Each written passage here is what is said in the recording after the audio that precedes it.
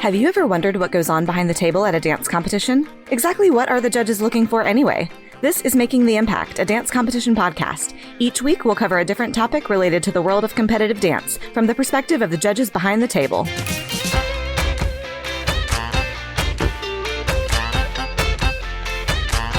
The 2026 competition season is here.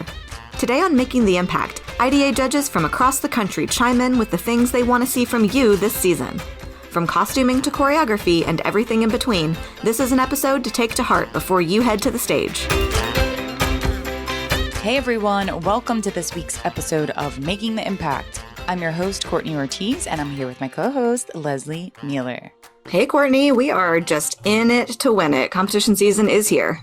It's here, everybody. Wow, we've been waiting for the season to begin. And I'd say that when February rolls around, that means it's kickoff season for sure. As we've mentioned, maybe some of you have already started competing in January. I know I've already been out with conventions, which usually always start a little bit sooner. But as far as competitions, they're happening now. So we can't wait to see the talent on stage. We can't wait for updates from you all in our Facebook group. And we also can't wait to start sharing our Making the Impact award winners throughout the rest of the podcast season. Yep, can't wait to get it all started. But today we have a really great episode for you. This is one of our favorite kinds of episodes to do, where we have all of our judges chime in about what they are looking forward to seeing this season. Thank you to everybody who participated. But before we get started, we have a sponsor to tell you about. Dance educators, leaders, and innovators, this one's for you. Get ready for Dance One Summit 2026, the experience for studio owners and teachers shaping the future of dance to unite, share, and inspire.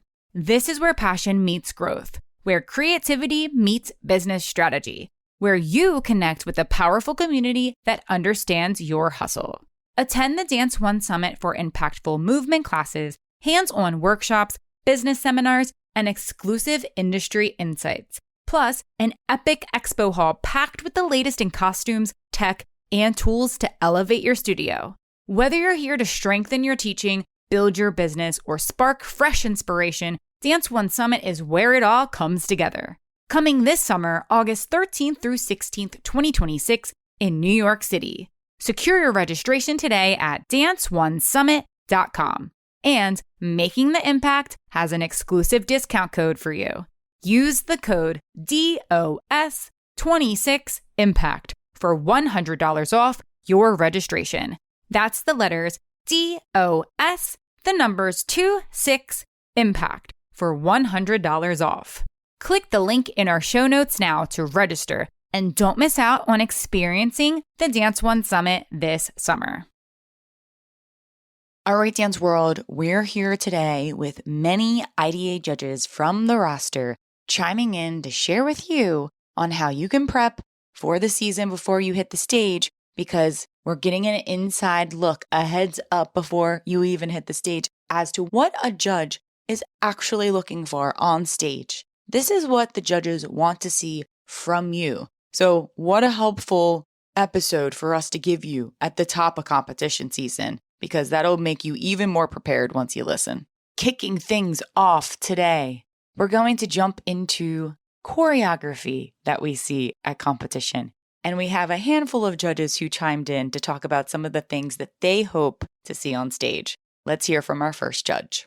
Hi, Dance World. This is IDA Judge Amanda from Virginia, and my comment is going to sound a little goofy, but I would like to see more dancing this season on the competition stage.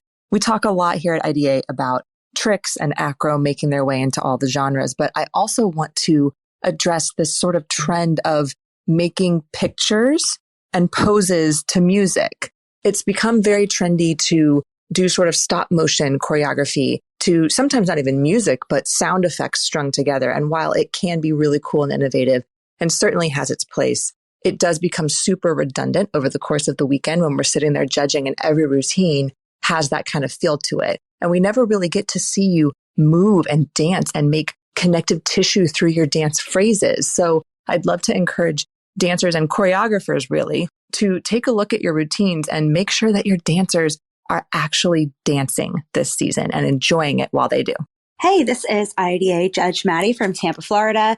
And something that I would like to see this season is more movement and fewer tricks. I know we say it all the time, but I really want to see dancers enjoying transitions, finding different qualities of movement and playing with all of those amazing textures, as opposed to showcasing a gymnastics routine or what I like to call a yoga class on stage. So yes, please, please, please dance this season. We want to see it. We're rooting for you. And I can't wait to see you up there.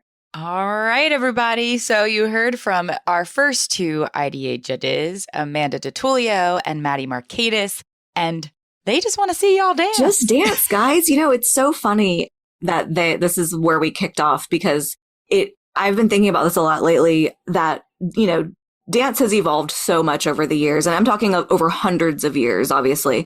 But at the beginning, a lot of dance, like as we think about ballet and court dance, was really a lot of posing. They walked over here and they looked like this, and then they walked over here and they looked like that. And it was very regal and composed and calm. And it's so funny that like we've almost in certain places gone back to that, except it's, as a group and maybe you're doing things faster. But like Maddie said, some of it is walk over here and do a downward dog, walk over here and do warrior one. And it's so interesting just because I wonder what that's about. Like there's got to be some kind of somebody out there do some research and like do a paper or a thesis on the full circleness of posing in dance. Yeah. Yeah, I mean, you're not wrong. And that is such a funny way to look at how dance has evolved. I definitely agree with both of these judges. I often am saying that in critiques. I'm like, I wish there was a little bit more movement in this routine based on the style that's entered. So oftentimes we're lacking transitional steps. We're lacking traveling through space. We're not seeing like the full picture of the genre that's being displayed. And instead, we're just kind of highlighting different layers of flexibility and everybody doing something different to create a tableau. And like that's, I remember when that first kind of came around in competition land, and it was different. It was way different than what we were seeing, which was very little stopping, and now it does seem like all there is stopping. And part of me wonders if I can kind of give you, not that I give anybody a pass, but when you're working with students who maybe lack the skills to be in unison during a transition, or they don't have a lot of vocabulary, then okay, how are we in it? Again, I'm using these words and it's not really the right words, but like you have to kind of game the system to compete. And you're like, well, what am I doing with this group of kids who doesn't have all these foundational things? Somehow we've gotten to the point where we're competing. How am I going to make them look good? And the answer sometimes is, well, let's all go over here and pick a pose and hold it. And let's all go over here and do a détourné and then pick a pose. Like maybe that's how they're doing it. But when I see this kind of stuff in more advanced levels, that's where I get a little bit like, what are you doing? Like you're not hiding anything at this point. Everybody obviously has skills. Like let's show some skills. Right. Yeah. Yeah. And then a lot of people may think that we have to have a lot of skills in our routine to succeed. And I think that on my end, maybe we're not talking about like the flashy wow tricks when we say skills. I'm looking for more of the vocabulary of traditional steps within that genre that are often missed because we're replacing them with pictures and shapes or big flashy tricks that may or may not always be executed at their best. And with that, let's hear from our next judge. Hi, this is IDA Judge Melanie in Salt Lake City, Utah. One thing I'm looking for this dance competition season is attractive acro, not the use of some partially done acro moment that you think needs to be put in because it's a quote trick or can be tricky. There is no prerequisite that says this routine must have an aerial or this routine must have a front and back walkover. The only category that it needs to be in is the acro or acro dance category, where obviously 50% of it needs to be clean acrobatics in acro dance, and the other 50% needs to be dance technique. Do not feel that you must put something in where the dancer goes upside down over their head just because it needs to be there. If they're still working on it, keep working on it. It needs to be attractive. It needs to be technically correct. And it also needs to be pretty and joyful to watch, especially as a certified acro dance judge. Ooh, we love a certified acro dance judge. Yes, we do. And It kind of, that goes exactly hand in hand with what I was just saying. So thank you, Melanie, for being on the exact same page as me, because not even just relating to acro tricks, but any trick in general. But obviously we have seen a rise in acro lately on stage at competition. And I do feel that a lot of people think that they must have some type of acro skill in a dance in every genre at this point in time to quote unquote win. And that's not necessarily true. Right. And I think, we talk about this all the time. I'd rather see kind of what you're 99% sure of rather than something you're still at a 50, 60%, functionality on. And that becomes even more important when we're talking about acro. We're talking about something where you're going upside down, your hands aren't on the ground, where you're, shifting your weight, that kind of thing. And, and there's something to be said about it being attractive. Like if I don't want to see your aerial with flexed feet, that's not how an aerial is supposed to be done. It's supposed to have pointed feet. You're not supposed to look like, unless it's some kind of weird spider aerial where you're like being a character with flexed feet. Sure. But, generally, if it's I really want your feet to be pointed. So yes, I think your skills, and what she means by attractive is more like refined. Like I want to see a refined skill with technically correct elements, in which case that is an attractive looking skill. Yeah, that's across the board with everything we put into our dances. And yes, are there going to be things that we're still working on that maybe we want to showcase to a judge? Sure. But at the same time, there still needs to be the emphasis of clean technique attached to it.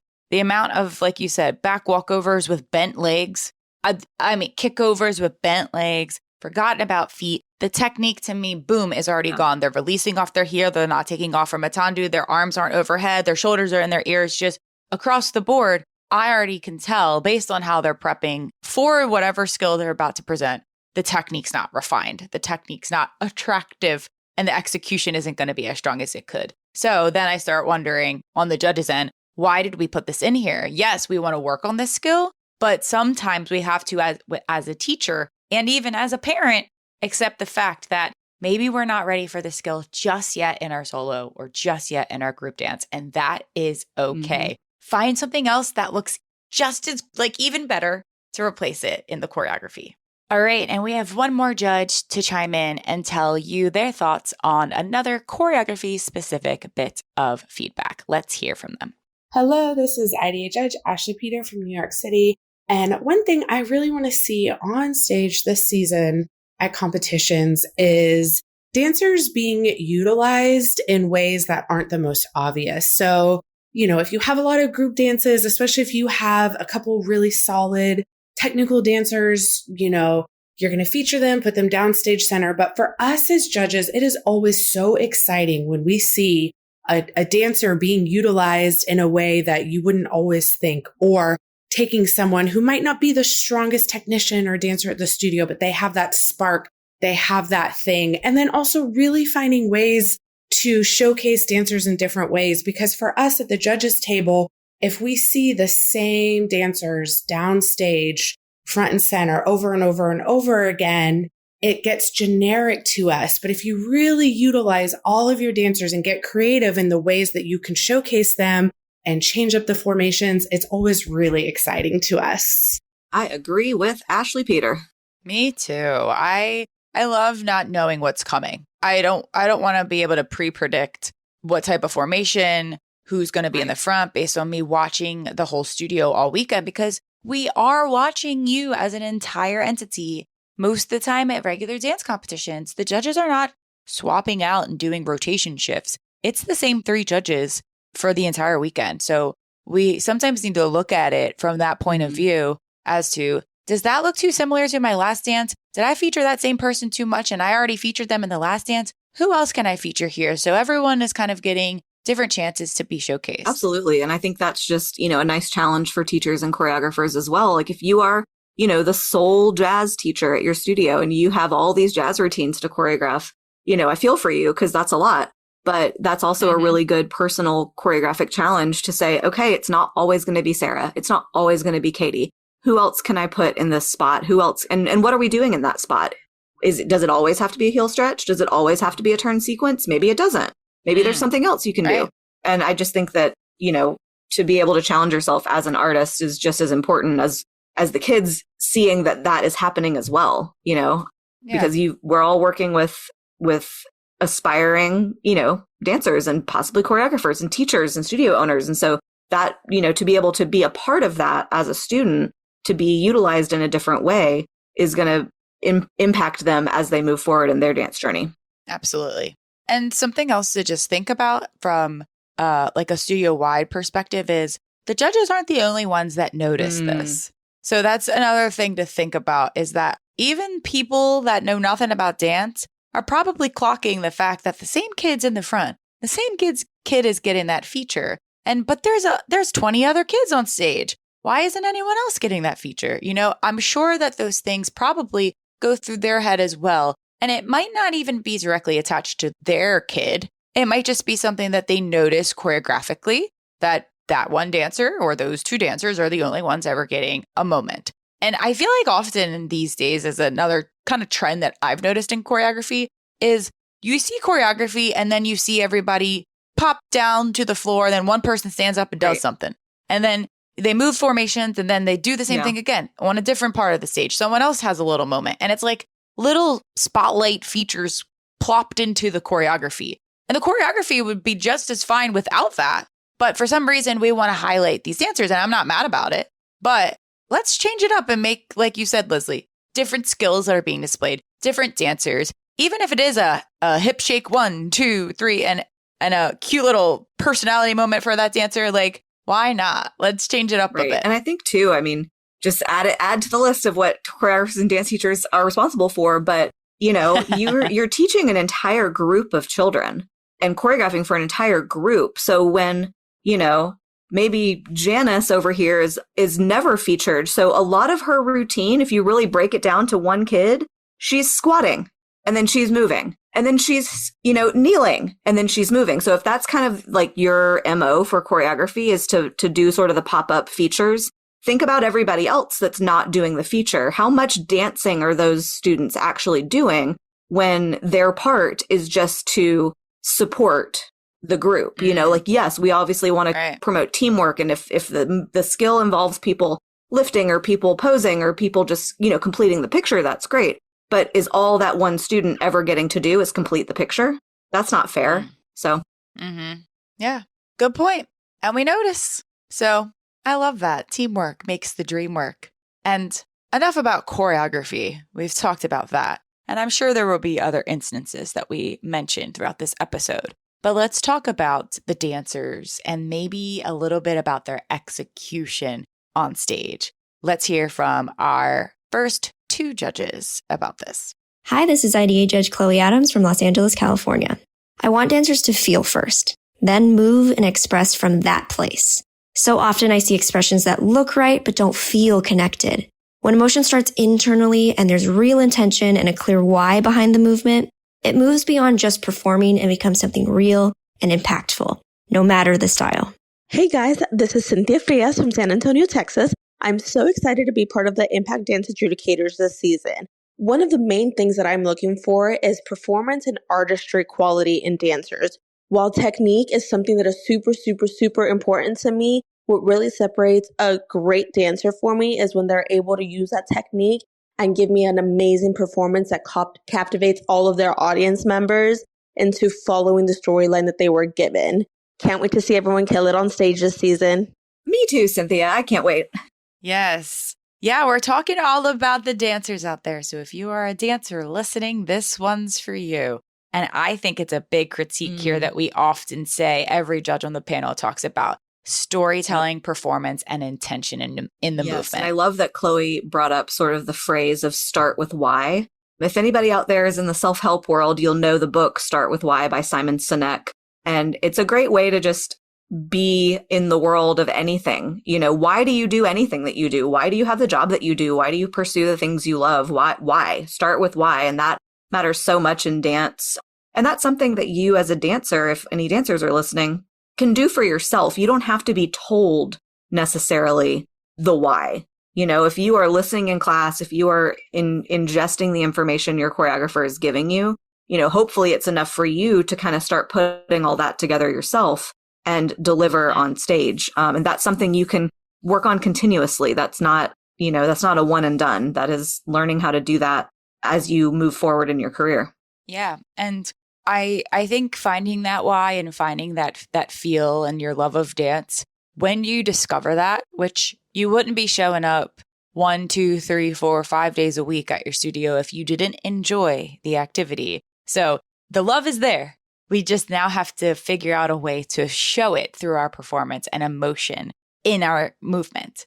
And that's something that we see in class often. Sometimes we see frustration in classrooms as well, and that's just part of training. But when we get on stage, we almost have to just remove all of the frustration if we have any and become an actor and really dig deep to find that love of dance, because if you can find that, your performance will naturally read to the audience. And we as judges can see it. We can see it in your eyes. We can see it in your movement quality. We can see it in the way that your body language. There's so many ways that we can see how much you love to do this. So let it feel natural. Let it feel authentic. That's the most important thing. But I love that Cynthia brought up that technique's important, but performance matters just as much. And we say it all the time. Performance is often the same, almost the same, if not the same amount of points in your scoring on the judge's end for most competitions. It's like a 40 for one and a 30 for the other, or could be matching even. So yeah, that's an important layer to our performance once we hit the stage. And we have 2 more judges to chat a little bit more about intention and artistry. Hi, this is IDA Judge Tommy Scrimmins from Brooklyn. The thing that I'm looking for on stage, I think, this year is to see dancers really embracing being in the moment. So often I see so many dancers and multiple dancers doing so many dances and not finishing that dance before they move on to the next. I want them to be able to embrace the moments that they're in so that they can excel in those moments. And then later on, once they move on to their next piece, they'll be fully engaged in that movement. I want to see more quality over quantity. I think that is something that the dancers can really embrace. And I think that they'll realize that that's something that will really, really make their technique stand out, their performance stand out, and overall just really embrace the moments and make it more enjoyable for the judges and the audiences to see. Hello, this is Tara Yakabuchi from Rhode Island. And what I would love to see on the competition stage in 2026 is a deeper understanding and comfort level of your artistry, of your storytelling, of who you are, of the confidence in yourself and what you have done to prep to be to this moment that you are in on the stage at any given time. Continue with your technique. Know your pieces so well that you're able to really enjoy and really explore, and in the end, ultimately enjoy the experience. Best of luck. Can't wait to see you on that stage. Oh, well, thank you to Tommy and Tara for those pieces of advice for this season. I would also love to see more being in the moment, more being confident in what has gotten you to this point. I think so often, me included, like in life, also in dance, I'm thinking about everything but the moment. I'm thinking about what somebody's thinking of me, what the judges are thinking, what everybody is thinking. I sometimes hover above myself sometimes and I'm watching what I'm doing as opposed to just realizing what I'm doing. And I think that happens on stage a lot for people because it's nerve-wracking experience. And, it is hard to trust your past and trust your journey when you're up there and the lights are shining and your makeup, is on and you're just ready to go. Sometimes you just go and you don't even realize that it's finished. You say things happen in a flash and that was like it never happened. And that's what happens when you're not in the moment, that you're not really relishing what's going on. So I would love to see that as well. And if anybody has any more tips, for how to make that happen, I'll take them too. Yes. Yeah, I also loved what Tommy said about quality over quantity. And I think that can apply to so many layers of the competitive dance season. Immediately we probably think of, oh my gosh, well, I'm in 20 dances and I'm overwhelmed and I barely have time to change my costume before I'm out on stage again. And how am I supposed to get into the mindset and give a performance of a lifetime when I'm back to back to back? Well, maybe that's where the quality versus quantity comes into play. See how the season goes. If that's you this year, if you feel overwhelmed, if you feel like it's a little bit too much for you to really get out there and give it your 100% all versus only your 75% all because you're still stressed that your turn sequence didn't go well from the dance before, but you only had 5 minutes to change and you can't get into the mindset of the dance that you're about to hit the stage in. Maybe that means we should scale back, reel it back a little bit next season, scale it back. And this applies to the studios too. I'm not just talking to how many dances a kid is in or a parent can afford to put a kid in. I'm also saying to the studio, maybe we scale back how many numbers we bring to competition, we are presenting. That way we have more time to rehearse a smaller amount of routines. And that way the dancers can feel confident coming out on stage. I'm always going to give a little bit of grace at the top of the season in February and January, maybe even a little bit into March. I'm giving some grace when it comes to not being present on stage because I can see the concentration faces working really hard. Remembering what comes next might be your first time hitting the stage. But by the time we get to April and May, or whatever your last competition is, I expect it to be at its highest potential, at fully invested, committed in the performance, in the technique, in every layer of that dance. And if it's still not there yet, then that means maybe we've jam-packed our season too much where we can't really hone in and focus on what really matters, which is going out there as a team, especially in groups, and be able to all feel confident together. Not, oh gosh, I don't know if I'm going to nail this turn. It's like, no, you're going to nail this turn because you've practiced this turn so much. You've done this on stage 5 times. We've rehearsed it like crazy. Go out and be confident. And that will immediately make the dancers perform even stronger if you're walking out on stage feeling Absolutely. good with what you're about to present. Totally agree. Yes. Well, some great advice so far from all of our judges. They are sharing it all here. So we're going to continue on. And next up, we're going to hit 3 judges now because they all kind of had the same thing to say. This is a popular one. And, I have to mention to just the listeners that, a lot of our judges don't know each other. A lot of our judges do know each other. Mm-hmm. But in this instance, our judges were asked to just send a voice note in with what they want to see. Nobody was conversing. This wasn't a conversation. This was just a one and done. Yep. Send us what you want to see this season. And I always find it so interesting. Like, not only number one, that a lot of people say essentially the same things, but then it's the who, because we know a lot of these judges. And I'm like, oh yeah, these 2 people have such a similar aesthetic. It makes sense that they said this. And then sometimes it's like, right. Oh, I didn't realize they would have really honed in on this, knowing what I know about them. So it just goes to show, like, we're all behind the table for a reason. If you ever are questioning, why a judge is there, think about this kind of episode. And, there's just a lot of us that are on the same wavelength, and that says something. I completely agree. So let's hear from our next 3 IDA judges. Hi, this is IDA Judge Matthew from North Carolina. I am so excited to see dancers connect to the music. Yes, bring your technicality. Yes, bring your artistry, but really connect to the music and bring us on that journey. When all of that comes together, it is a really beautiful experience, and it is rewarding for the audience and the judges alike. Hi, this is IDA Judge Melanie from Salt Lake City, Utah. One thing that I am looking for this dance season at competition is connection with the music, but not just in the movement, making sure that you're not over-exaggerating the facials. Don't over-exaggerate what you think needs to happen. Keep organic, keep it true, and make sure that we can really see the movement quality matching the quality of the music. So if it's happy, please be happy and not a forced smile. That way we can truly see that not only are you happy to be up there, but we are happy and maybe feeling all the emotions, whether it's also maybe a little sad, so you can really be drawn into your story.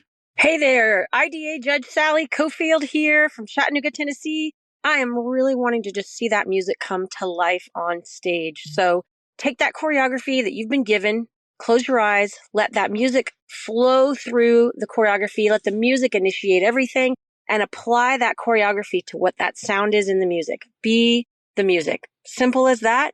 Have fun. Let's shine this season. See you out there. Happy dancing. So one of the things that I really love about what all 3 judges said is that, yes, we need to listen to the music. We need to make the music come to life.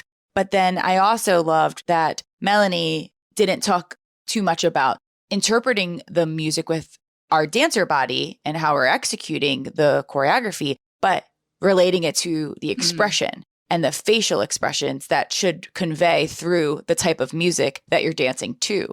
So I think that goes hand in hand with storytelling and intention, but also music styles are possibly, and lyrics are possibly influencing the type of emotion that you are portraying on stage as well. Absolutely. And I think it's important to remember the venue when we're talking about music and emotions and how to portray them. You know, as of this recording, we are coming out of the UDA Nationals weekend where everybody is, you know, rightfully so, amazed by the skill and talent level of these dancers.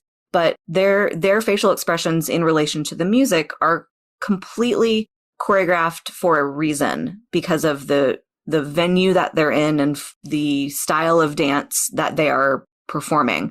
In our dance competition world, some of that might not be necessary. We are, you know, at least I can speak for myself, and I think some of these judges, we're looking for genuine emotion. And yes, it has to be heightened, but it doesn't have to be quite as dramatic and big and over the top as you might think it needs to be in our venues. You know, we are looking for genuine, authentic, connected emotions to your music. And when that doesn't happen, there's like a misalignment. And that's where I think I lose, not interest, but I lose understanding of your story if your music and your facial expressions and your body language don't all fit together. Yeah, totally. There have been so many unbelievable dances hit the stage. I can tell there were well-trained dancers that are all, the team aspect is there. They are united. They are confident and they are ready to hit the stage. They've drilled the routine from morning, noon, and night. It feels like there's the total package. And then the one thing that sometimes can hinder their score for me is if the facial expressions are a little bit too over the top and in my face. And it makes me a little uncomfortable watching personally. And I don't know if other judges feel that way, but it just becomes a distraction because everything else looks so good. And I'm like, I wish it was just a genuine, natural performance. You can handle it. You're so talented. Don't think that you have to do this over the top expression because I'm sitting literally only a few feet away from you. And granted, I know that we're performing for the entire audience, which we say all the time. Make sure you're performing to the back of the house, not just the judges.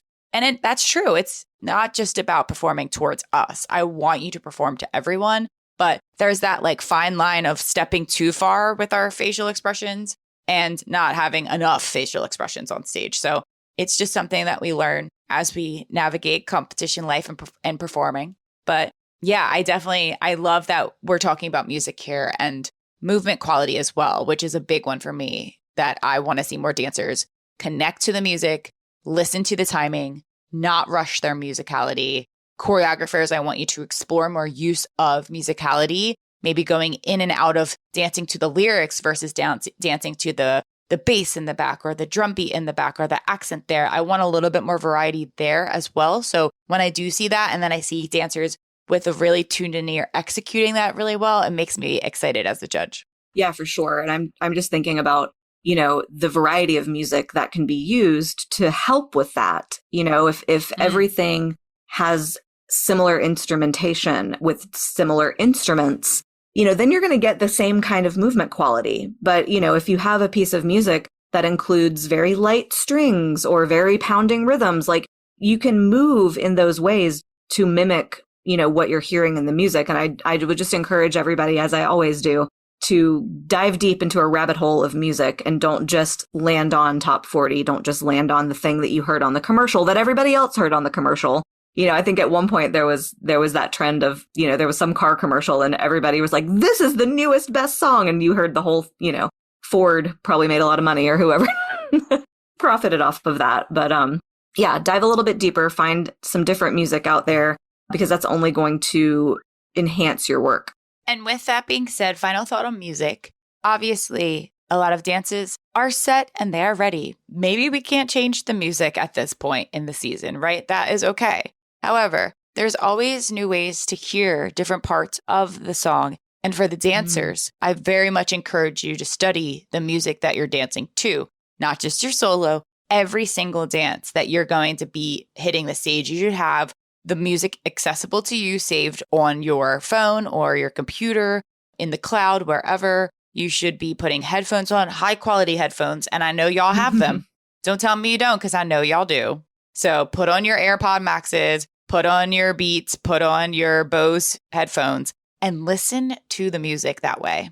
Because it's going to sound very different when it's on your ears versus when you're in a space. You might hear the little tiny nuances in the background that the choreographer choreographed to, and you could never understand that musicality. But then you put it on your headphones and you hear it finally. Then you're going to click into it. It's going to make your ear even stronger when that music's projecting out into the audience in a big auditorium. So please study your music, and that will also allow you to then hear the different types of textures that you can apply into your dancing.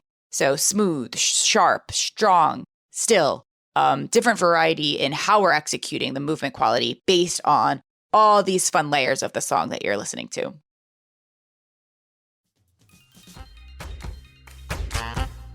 Dance educators, this one's for you. If you're craving inspiration, meaningful connection, and tools you can actually use in the studio, Dance One Summit is where it all comes together. Join dance teachers, studio owners, and leaders from across the country August 13th through 16th, 2026 in New York City for an experience that goes far beyond a typical conference. Dance One Summit blends artistry, pedagogy, leadership, and business into one powerful event designed to help you grow with intention, reconnect with your purpose, and feel supported by a true community. Experience some of your favorite celebrity choreographers and new and up-and-coming artists in the classroom. You'll leave inspired, grounded, and ready to lead. Learn more and reserve your spot at danceonesummit.com. And Making the Impact has an exclusive discount code just for you. Use the code DOS26IMPACT for $100 off your registration. Click the link in our show notes to register now. And don't miss out on experiencing the Dance One Summit this summer in New York City.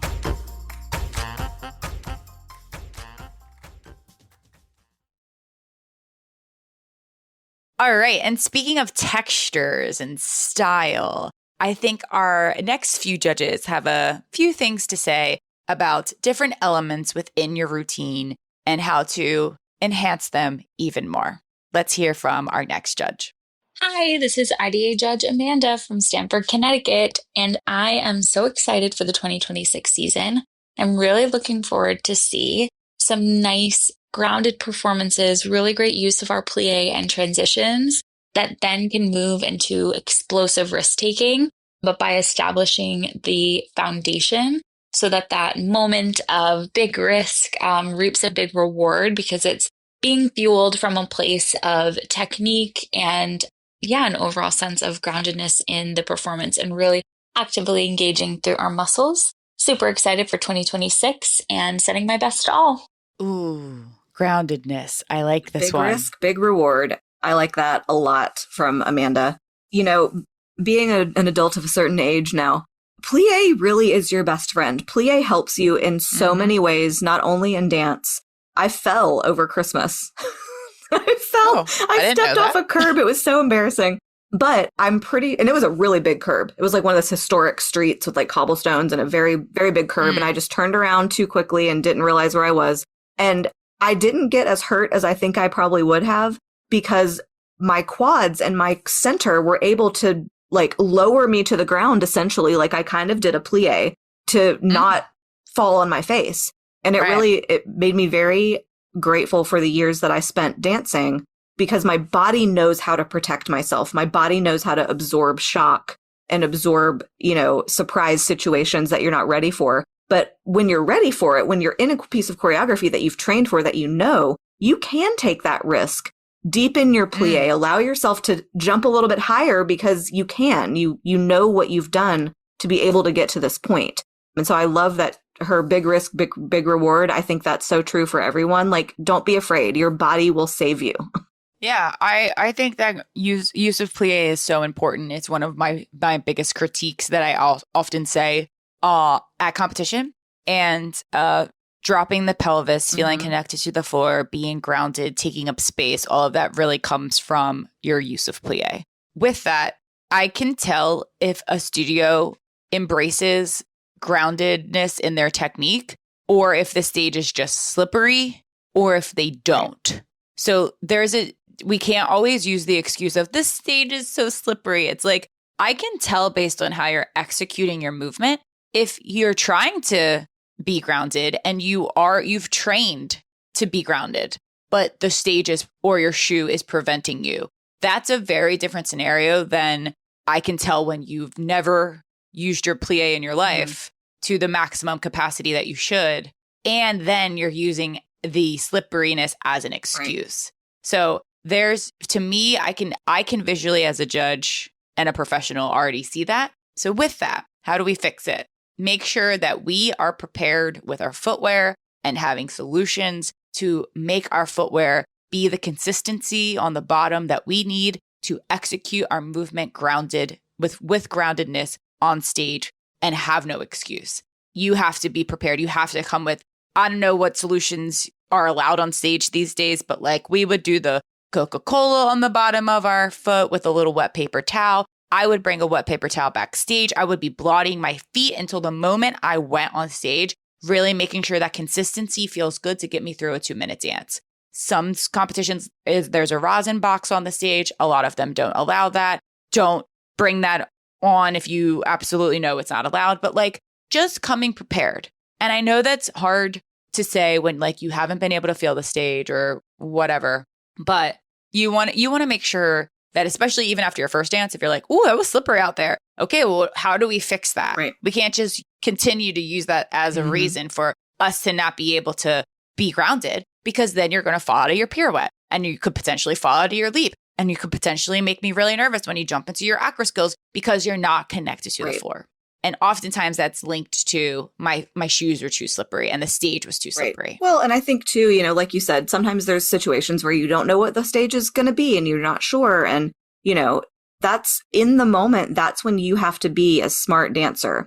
And if that first triple pirouette goes awry because it's too slippery, okay, in that moment, the next pirouette I do, it's not 3 anymore. It's not 3. Right. And that is something you have to learn for yourself, how to manage in the moment, what little tweaks you have to make to keep yourself safe. Yep. And it's a learning curve, and what you're comfortable with on stage is going to be different depending on the venue. And that's just another beautiful thing about our dance world, is that it's never the same. It is never the same twice. You will never have the same performance. You will never have the same class. And that is actually a really great thing for us as human beings to learn how to adapt. And, it matters. It matters. It does. That's such a great point. And I'm so glad you brought that up, because I think that can be applied to any dancer, any age, any level. We have to start training them to start knowing, how do I modify this in the moment? If there is something that is preventing me from executing this to my fullest, there's ways to scale it down. And when I see smart dancers making those choices, again, we as judges don't know your choreography, so we won't even know that was supposed to be a triple there and you chose a double, but you suspended and you had a clean pop out. That's exciting to me. I'm going to praise that no matter what, if it's well executed. Or maybe you got to take that extra millisecond to really find your core, find your center before you whip into your pirouette. Because if you were really connected to the floor, you could just go for it. But in this instance, you have to take that beat. So it's just navigating that moment. I love that you said that. That's super helpful advice. Well, our first judge, Amanda, in this session mentioned transitions in her comment, and our next judge has something to say about that. Hello, I'm Kirsten Leschber, IDA judge from San Antonio, Texas. And this season, I want it to feel like we're really prioritizing the importance of our transitions in our routine. I notice as a judge, when I'm watching performances on stage, I really know what's about to come when it comes to the technical sections, just because when I'm looking at the performance quality, it definitely drops as we're getting into these harder skills or even these harder dance breaks of the routine. And I want it to feel like we're not able to anticipate what's next in our performances. So if we're concerned about executing a skill really well, we need to really find the intention of the routine again, and making sure that we don't allow our performance quality to drop just because we're anticipating what's next in our choreography. That's a good one. And we talk about this all the time, like the concentration face. And I see you stressing during some lovely, beautiful part of the dance. I'm like, why is she stressing? And here comes the turn sequence. You can just see it happening in real time. And so, but that's why the transitions are so important. because that is what is setting you up for success. And, we talk all the time about focusing on transitions more than the big trick and the big skill, and this is why. It's because if you don't have a solid transition, your skill is going to suffer. Totally. And not even just in the performance and facial expression, which again, if I'm watching you perform, which most likely is your face and your body language, I already know what's about to come. And I shouldn't. I should be surprised at every moment of your dance. I should never know what's about to happen. Unless you give me a, clean preparation and then I already have an idea what type of move you're going to do. But as far as like the surprise element of a skill or something that stresses you out, remove the stress from the performance. But with that, I think that transitions are so important because they connect one step to another. That's the whole point of them. Have we done a whole episode on transitions? I think we did. I feel like we I have. think it was last season or the season before. Yeah, we've done an entire episode talking specifically about transitional steps and why they are so important. And sometimes I feel like there aren't enough transitional steps given from the choreographer to help make the dancers succeed. And if you feel like that your dance is one trick, then another trick, then another trick, but there's nothing in between, and you're not even able to transfer your weight or catch your breath or square off your hips or whatever it may be, then maybe we need those transitional steps in that routine. And as a dancer, as much as we trust our teachers, sometimes you can speak up and say, I'm having a really hard time getting from my Firebird jump to a double pirouette without a preparation. How can we modify this transition? Is there a way to streamline this to make me feel more confident to execute it better? Because sometimes the teachers might not even realize that it's a difficult transition because they haven't physicalized it, and the dancer's trying to do it and they're like, it's really hard. Like, is there another way we can streamline this and make it easier for me? So just a little tip to dancers to like advocate if you need to, specifically more so in solos. Yes. And then, but with that, I think that our transitions, I notice this as much as Kirsten does, is the anticipation. Yeah. I want to see every step matters to me. Every single step in the dance matters to me. So you can't chop off the 7/8 of that 8 count because you want to charge ahead and go do your leap, or charge ahead and go into the next thing, because then that also connects me to the fact that you're not counting your music, you're not connected to your music, you're not on your timing. That's going to immediately make me give that correction. So make sure we're following through with everything, connecting those transitional steps to naturally lead into what's to come. And I have to throw in a little personal anecdote about transitions and being somebody who had not physicalized something. So I think when you're choreographing, sometimes maybe it depends on who you are, but like you're kind of marking it and you're like, okay, the dancer in my head can do that. And here it is. And so I was choreographing someone solo once. She was taller than me, which isn't hard to do because I am 4'11", but it was really fast. It was very fast jazz solo. And I had not considered that she was taller than me. And she could not physically move and get grounded enough to move as quickly as I could. And I had not even really done it full out. Because I had just choreographed it and said, okay, here we go. Like you're doing this now. And she struggled and struggled and struggled and struggled and ended up being, could pull it off, but like she was really pushing it. And I used that piece of choreography for something for myself a few years later. It was so hard. It was so fast. And she had like graduated and like gone on about her life. And I texted her, I was like, I am so sorry. Do you remember that solo that was like so fast? And you kept saying this, Lesley, it's so fast. It's so fast. It was so fast. And sometimes you have to like put it on yourself to realize, oh gosh, that transition is really quirky. Like that doesn't actually work. Maybe like fake dancer in my head can do it, but real dancer in front of me, that's going to be hard. So, pull your ego aside, as we always say. And you may need to amend something. It's hard. As a choreographer, it is very hard to sometimes create transitions that work, that make sense for what you're trying to achieve. Yeah. And I feel very lucky at this point in time, but it also may be a flaw of mine when it comes to choreography, because I have to physicalize everything that I do, because I always tell myself, if I can't do it, the dancer can't do it. I'm like, I'm the professional over here. I know how to transition, but if it feels weird for me, it's going to feel weird for them. So I'm the kind of teacher at this point in time at 36, 37 years old that I can still do it. Now, what happens when I can't anymore? That's the question. But I've heard a lot of teachers gaining an assistant workshopping it on someone that's a little bit more advanced than maybe the dancer they're working with. That way they can give some feedback back and forth and say, hey, does this feel right for you? And I think honestly that can happen in the solo rehearsals too. So don't be afraid to communicate and not just say, this is what it is and it has to be this. Don't be afraid to speak up and say, this feels a little awkward. Can we modify? Can we adjust? Not just, I don't like this. That is a different conversation. Right. But this doesn't feel comfortable. I don't know if I'm going to be able to achieve this. And, that's the caveat there. And, I'm looking back at my solos when my teacher would throw me the craziest things. She would expect so much from me and was like, try this out. Tell me if it works. And I would just do crazy, crazy tricks.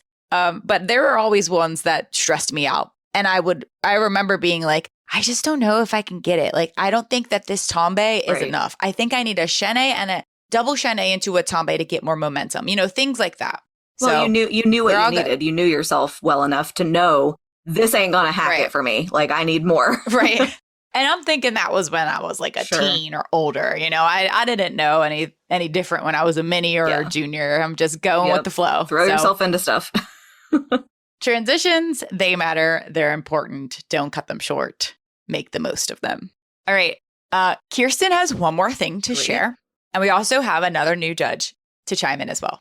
Hi, I'm Kirsten Leschber, IDA judge from San Antonio, Texas. And this season, I want us to be really, really intentional with our eyes, making sure that whether it's a solo, duet, trio, group, large production, whatever it may be, that we're really being intentional with where our eyes are. We don't need to be staring down at the judges the entire routine, but making sure that in our transitional moments or even getting into technique sections of the performances, that we know where our eyes are and making sure that we're really being intentional with where our focus is throughout the routine. It really polishes a performance and it also makes us feel more connected to you if you're really being mature in your eye contact and making sure that you're telling a story in every section of the routine. Hi, this is Sarah, IDA judge from Oklahoma. One thing I'd like to see on the stage this year for competition is just kids going out of the box, dancers finding ways to be more themselves and not doing what everyone else is doing. So don't be afraid to be you. I love that. Eye contact and individuality. Yes, absolutely. Eye contact is probably another. I've been saying this. They're all one of my biggest critiques that I say every weekend. But we're all on the same page here. And these are all like spot on things that I know I say frequently in the judge's seat. And eye contact is a big one for me. I want to know where your eye line is, your eye. I don't want you to be looking down. I want your focus to turn and look at something to the right. And I want to know what you're looking at over there. And you can put whatever in your head to make it feel believable. But I should be fully invested. And I think the eyes tell the story. They do. And it is, I can see how it is hard on a stage because for a while it was hard for me. There's nothing out there. It's dark. There's lights in your face. You're not sure what to look at. And people say, look at the exit sign. I don't think you need to look at the exit sign. I think it's a skill of visualization and not allowing your eyes to just glaze over because we can see when that happens. So like Courtney said, like whatever is in your mind's eye, you have to see that thing and you have to believe that it's there to be able to make a believable story out of what you're doing on stage. Right. Yeah. It's so important. Truly, if you're wondering why your performance score isn't where it wants to be or is hindering you, or if that was a common critique, is your performance quality. It could also be your focus and your use of your eyes that aren't fully invested in that performance. So keep the eyes off the ground. I know a lot of our littles love to look down. We can see the lack of confidence when your eyes start to shift, especially in groups when the eyes start going side to side and you have to look out the corner of your eye to see what the person next to you is doing. That immediately shows lack of confidence, lack of remembering what comes next. So that goes back to our confidence chat as making sure that we can be as confident as possible when we hit the stage. So eye contact, super important. Yes. And I think, I love what Sarah said about just being confident and being you and not, kind of following the trends. And that, it's almost a hard thing to talk about with competitive dancing in a competition setting. I think I see that more in convention settings where it's like you are learning and then you're performing something you just learned, because that is almost more of an opportunity to be yourself because something is new. And I guess you can see that too, in solos and there's a lot of trends that tend to come and go with competitive dance and the music we use and costuming and themes and things like that. Totally. So I'm all for being yourself and being confident in what that means. Yeah. It's important to find that as a dancer, because especially if you are a soloist, you want to have a little bit of individuality, but then it also can go hand in hand with the studio entirely as a whole. Like feeling like whatever you're bringing to the stage as a studio is your own studio vibe. It's not going to be the same as the studio next door. It's not going to be the same as the studio that traveled three hours to this event. I think that we should be, as judges, we should be able to see a distinctly different vibe, style, flavor from each studio that comes to the stage, instead of like generic copy and paste that are oftentimes following trends to try to stay relevant. It's like, do you be proud of who you are, and then for the dancers, find that within yourself as well. All right, and speaking of studios, it's time to talk about teamwork at the studio, which is a big one because it's not all about a solo. It's not always a solo competition. A lot of us are on studios and a lot of us are on teams for a reason. So let's hear from our judges. Hi, this is IDA Judge Katie Pluhar from St. Louis, Missouri. This season, I'm looking for teams that truly dance together. I want to see connection, trust, and dancers who support each other from the first count to the last. The strongest groups aren't just clean. They have a shared confidence and a clear sense of unity. Every dancer matters, and when everyone fully commits, it elevates the entire routine. I want to see you enjoying your time on stage, feeding off each other's energy, and performing like a team that believes in one another. So remember to dance for each other, trust the process, and have fun out there. Hi, this is IDA Judge Mary from Florida. Something I would love to bring to the competition stage this year would be dancers being present during an award ceremony. Not only do you as a dancer put in work all season for that moment, but us as adjudicators, we have also tried to give you our very best behind the table at your event. So put down your phones, listen to the specials, the scholarships, and your placement awards. Clap for one another, stand up and receive your award, say thank you and be gracious. Say congratulations to other dancers as well. Let's all try to live in the moment a little bit more this season. All right. Yes. Teamwork does not start and end when you're dancing. You're a team the entire process. You're a team from, when you get into the studio together to when you travel to your event, and how you represent yourselves throughout the event. So, we can, and don't think that we don't see it. Yes, we're there to judge your routines, but we have eyes, we have ears, we see and we clock everything. So, we know that you're the team that sits there on your phone the whole award ceremony. You don't get up to say thank you for your award. And yes, is that going to matter to your score? No, I'm still going to score you what you deserve based on your performance. But, does it kind of make me wonder what you're doing, why you're here? Yes. Goes back to the why. Why are we dancing? Why are we here? Is it just for the trophy, or is it to bond with our team? Is it to achieve, hit goals and make our studio proud and make our parents proud? And I love that you said that, because it is a team effort to show grace, to lose gracefully, to win gracefully, to be respectful backstage to all of the workers, the staff members, the judges, the awards host, your teachers, your parents that are all making this possible. So really representing your team very well is important attribute to have at competition as well. Not just about your dancing all the time. It's also the offstage performance Absolutely. too. And going back to Katie's and making sure that you do feel very connected with your team.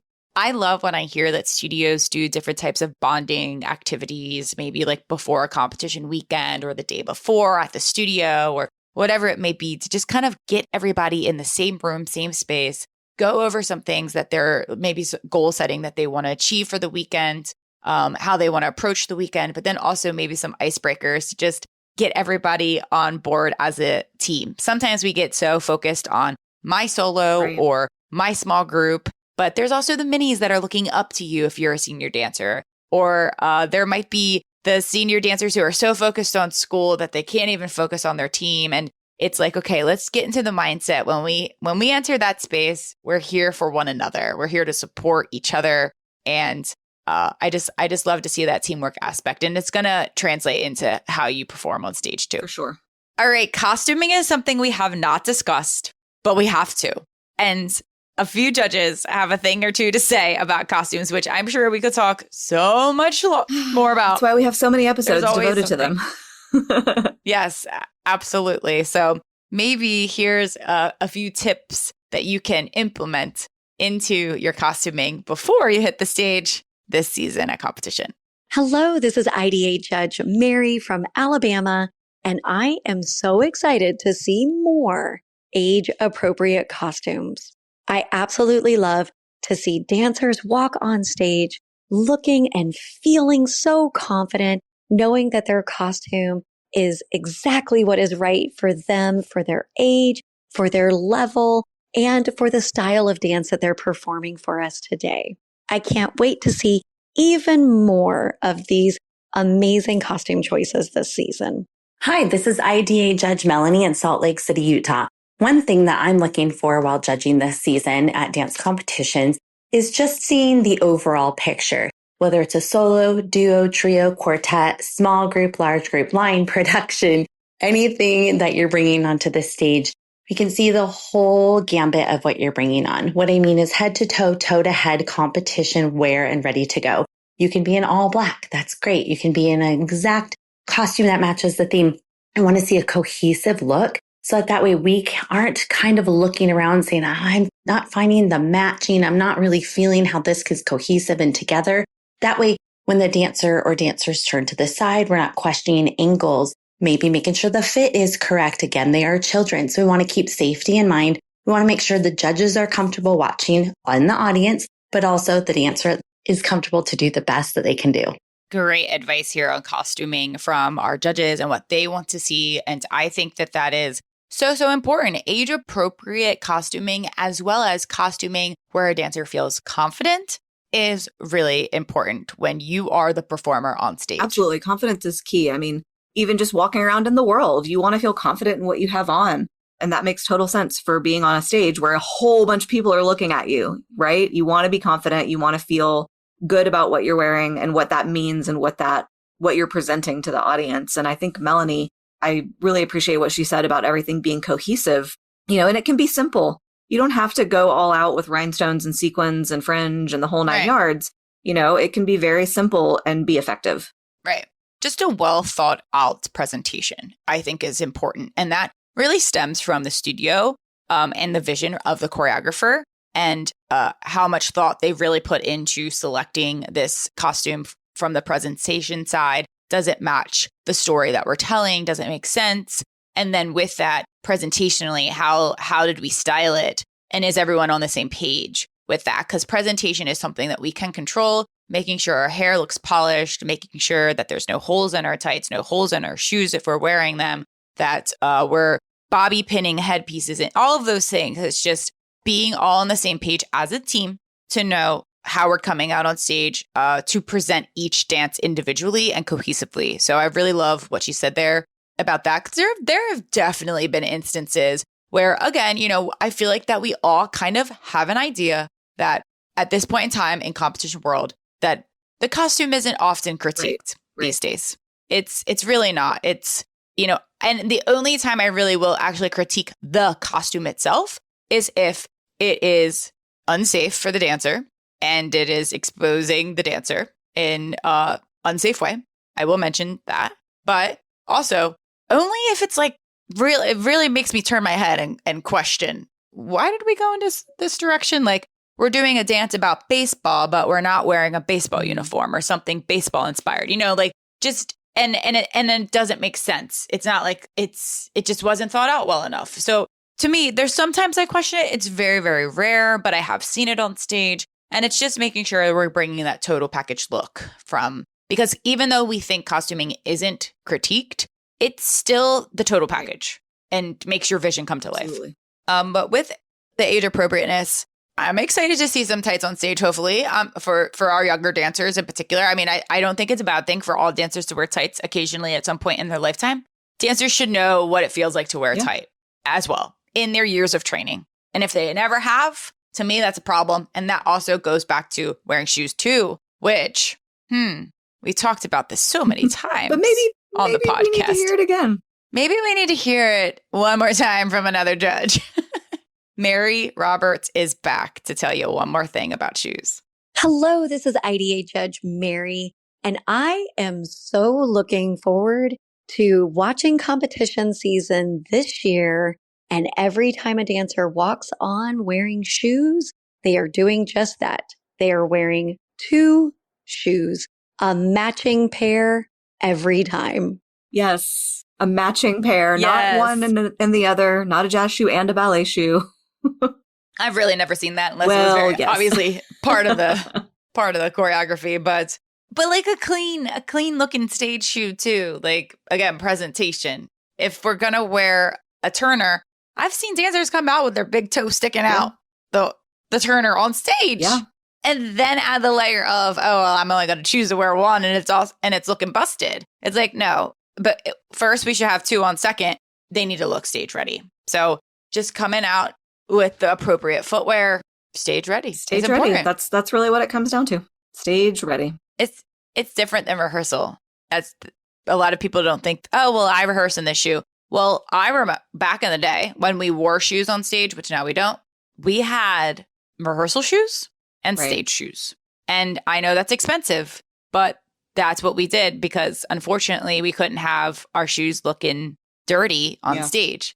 Now we can kind of get away. A lot of dancers don't even wear shoes on stage anymore. But if you are wearing a turner specifically, which is very popular, then make sure they look good because I've seen some raggedy turners on stage. They are raggedy and they do get raggedy quicker than anything else because of the way they're designed to fit. And, this is the price we pay. Like, there has not yet become the technology to keep your toe from popping out after a certain amount of time because they are supposed to fit tightly. So that might just be one of those things that, like, okay, well, if people are committed, you must be committed to buying multiple pairs a year because nobody has yet figured out how to keep them intact for much longer than, several months at a time. 2 shoes or no shoes. Everybody over here on Making the Impact. We'll die on this hill. We will. We're going to find a whole bunch of IDA judges one day, just dead on the hill. Hill of turners. Hill of 2 shoes. Well, we've heard so many great clips from our IDA judges. So thank you to all of the judges who have contributed to this episode. We have 2 final clips to share with you all that I think are really, really great to end and lead out our episode. Hey, Dance Fam. It's your IDA judge, Jess Beach from Baltimore, Maryland. And I would love to encourage dance appreciation heading into 2026. So we are going to these dance competitions and we're spending so much money and so much time. And I feel like we don't ever really sit down and watch. I would encourage studios when they have a break in the schedule, have a seat in the audience. Enjoy the show. Look at what's successful, what you love, have intellectual conversations at lunchtime about it, and get back to supporting, encouraging, and appreciating this beautiful thing we call dance. We spend so much time doing it. Let's continue to support each other moving forward. Have a great season. Hi, this is IDA Judge Rachel Roberts from Tulsa, Oklahoma. And this year, I would love to see dancers and choreographers going old school. So many try to be different, but now different is actually going back to basic technique, ballet-based lyrical, modern-based contemporary, entering the ballet category, wearing 2 shoes as you would in a professional job, seeing dancers actually move around the stage, especially soloists. I appreciate the contortionist control, but I don't want to see that for 2.5 minutes. How do you move? How do you interpret the song? And just a reminder, sometimes less is more. Good luck, everybody. I liked it because it rounds out everything you talked about. Yes. Rachel and Jess, what wonderful comments to leave us with today. I think she's right. Rachel says essentially she said everything old is new again. Full circle. We are back. Being different means going back to the basics and everything else that she mentioned. And I totally agree with that because there's a reason that worked. There's a reason those ways of dancing and ways of teaching and choreographing worked. Yeah. And Jess's recommendation to sit down and enjoy the competition and appreciate dance because we love it. Watch and learn from others, support others, cheer for them. If you like what they're doing on stage, go up and tell them that they did a great job and that you were inspired by their piece. I think we need a little bit more of that camaraderie at competition. And oftentimes, You know, sometimes we're moving a mile a minute. Like we've said, you have 5 minutes to change and you're out again on stage. But if you do have that downtime, if you're off for a session, instead of going to the pool, maybe sit into the audience and watch some new dancers that you've never seen before. They might really inspire you and make you fall in love with dance even more and help make your performance and motivate you to give a stronger performance once it's your time to hit the stage. Yeah. And I think, you know, especially with a lot of studios these days committing so much time to being at dance competitions, you know, there's studios out there that are out there 6, 7, 8, 9 times a season every weekend. Well, so that also kind of limits your opportunity as a dancer to see other forms of entertainment. You know, you might not be going to the High School Musical, you know, on a Friday night to see your friend in Footloose. You might not be going to the local production of A Christmas Carol because you're so busy at dance competition. So this is another opportunity for that, like you said, camaraderie and talking about dance and speaking about dance and understanding why you like this versus why you like that. And I think that's something we're kind of missing in society is sort of intellectual conversation about your likes and your dislikes and why did that work and why do you think that didn't make any sense? You know, we do this all the time. We have discourse about dance and, you know, it's interesting because you hear different perspectives and you learn about yourself and you learn about the world around you. And so if your only opportunity to witness dance is at dance competition, well, take that opportunity, you know, and sit down and watch a category that you're not used to or watch a level that you're not used to, and not to be judgy or to be mean or to, you know, rag on somebody, because I think that you could get into that territory really quickly, but use it as an opportunity to learn and to understand more about what you do and about what you love. I love that. Absolutely. I totally agree. And I knew I wanted Rachel's clip to round out our episode because it really does wrap up everything that so many of the other judges already said in our clips. So Rachel, you hit the nail on the head. You gave us the full perfect wrap up to lead out our episode. We covered so many different topics here from the judge's perspective. And I think it is a really great episode right here, right now. Share with your friends, share with your studio owner, share with other dancers to get ready for the season ahead. All right. Happy 2026, y'all. See you on the competition stage. We hope you enjoyed this week's episode all about what the judges are looking for on stage this season at competition. Shout out to all of the IDA judges who helped contribute to this episode and sharing your clips with us. Be on the lookout this season to see IDA judges behind the panel at IDA affiliated events. Don't forget to follow Making the Impact on Apple Podcasts, Spotify, Amazon Podcasts, and pretty much everywhere you listen to podcasts. And if you want more exclusive episodes, support our podcast by joining our Platinum Premium membership for only $5 a month. Subscribers receive free Making the Impact stickers, shout-outs live on the air, ad-free listening, and exclusive access to our Q&A episodes for members only. Join now at impactdanceadjudicators.com/platinum premium or click the link in our show notes. Be sure to check out IDA affiliated competition High Demand. High Demand Dance Competition takes the competition experience to a whole new level. High Demand appreciates the creativity and hard work that goes into a performance and believes that their stage is the performers and choreographers' canvas to make their collaborative art come to life. HD aims to provide a fresh, fun, and professional experience for their dancers and families to take home with them forever. High Demand offers 3 competitive levels, full IDA judging panels, and the ability to choose your stage lighting for every event.